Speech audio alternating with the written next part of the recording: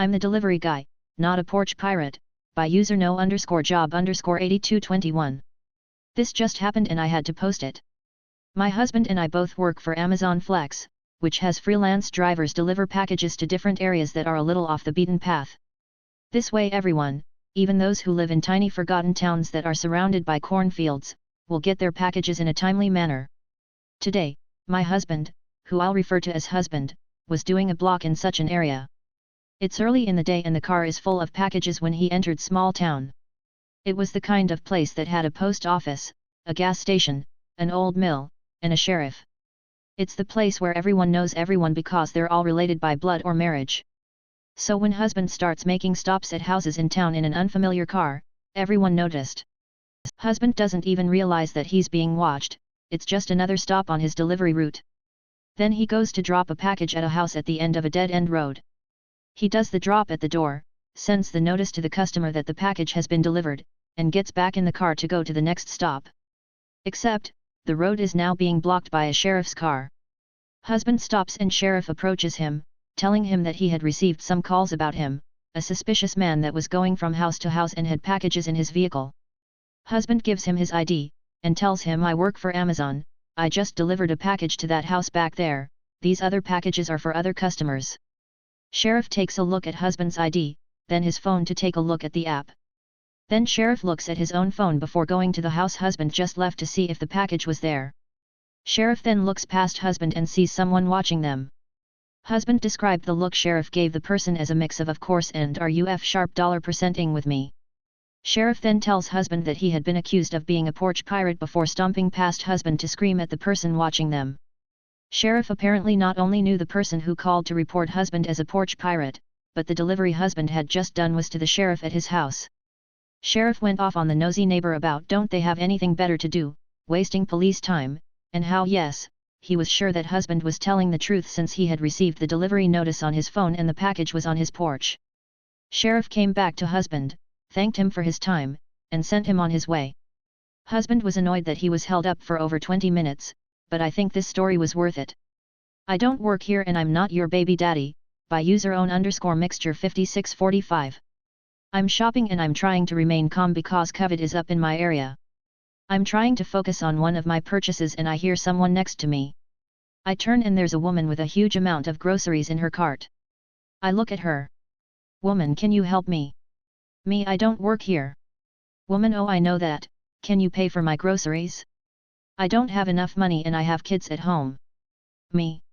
I just space out for a second, look at her cart, look back at her and give her a dumb look. Woman, so can you help me or not? Me, no. Woman, why not? Me, cause I'm not your baby daddy. Woman storms off muttering something about men. My friend's mom thinks I'm a taxi driver, but when I try to explain I'm not, she gets more mad. By user99. I'm a 17-year-old, and this story takes place a few years ago when I was in secondary school. So my friend, let's call her Emily, always used her mother's phone to call me because she wasn't allowed to have one at the time and I don't know why. Me and her were good friends and dated at one point, but we don't talk anymore. So one of the days I receive a call from the phone number Emily uses to call me and I pick up thinking it's Emily calling me. This is where it begins. Me picks up, hello? Yes, hello, I'd like to get a taxi to, I don't remember to where she wanted it to go, so could he come over quickly, I need to be there quick. Me, I'm sorry but I'm not a taxi driver and you got the wrong number. Don't lie to me, I know you're a taxi driver, so don't bullshit and get your ass over here.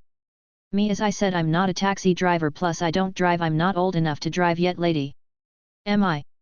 No, you're a taxi driver, I used this number before, so stop this shit and do your job, you fucking idiot. Me, listen lady, I already told I'm not a taxi driver and that I'm not of the right age to drive yet, so can you please fuck up and get off my ass, ends the call. When I ended the call I thought what a weird lady, and I didn't know it was Emily's mother until the next day when I was in school. Emily told me that it was her mother and that she was sorry about it, and I said it was fine and not a big deal. Also, her mother did try to call me after I ended the call. I just put my phone on silence and put on Netflix. I could relax and enjoy my day. She left an irate message for my manager, by user Blue You Birthday. This was a Saturday morning, in the time of phone books, and my boyfriend had the same surname minus the S of a well-known vacuum cleaner chain.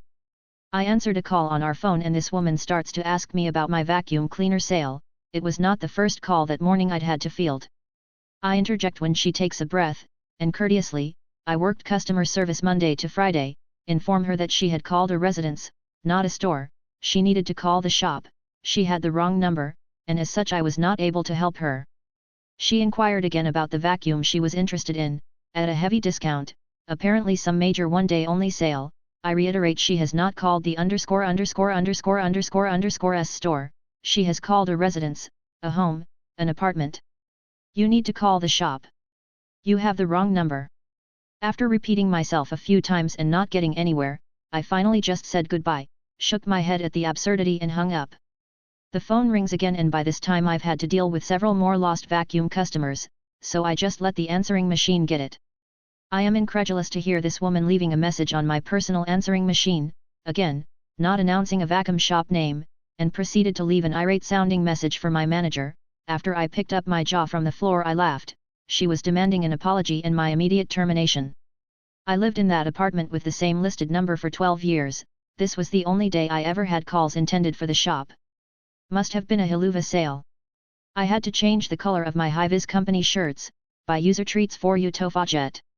I do commercial electrical work and a lot of my jobs require me to wear high-vis colors. Pretty much you have two choices. Orange or yellow. The yellow shows stains a lot more than the orange, so of course orange was the choice. I have to go into Home Depot to get materials when it's closer than the supply house. Being that I'm actually in the electrical trade, when people ask me for help I know where everything is and what materials they would need to complete their task. It got to the point every time I went and I was helping customers because I'm a nice guy and don't want my city to burn down. Now my company shirts are high-vis yellow and I don't get asked for help at the depot but often still help people who look confused about the products before them.